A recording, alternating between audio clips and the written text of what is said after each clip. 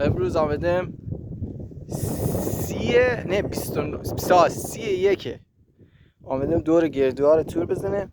حاج داوود با کلمه اینجا استاد شد، الان برای خودش قشنگ نگاه او رو با مختصات دقیق مزنه. حاج امید داره خانه درست میکنه.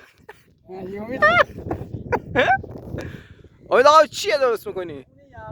یعقوب نبی امید یوسف منجنیقه تاب عباسی امید حالا چیخ بره درست میکنه. الان این آستر که شما میزنی خیلی هزینه داره.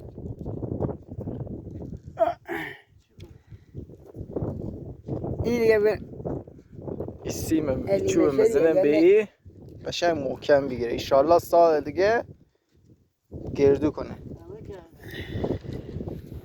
این به خاطر علی خودمون کار داریم دیگه، کار خودمون مان دیگه، ولی خود چیکار کنیم دیگه. به کله کلم آستا شدی.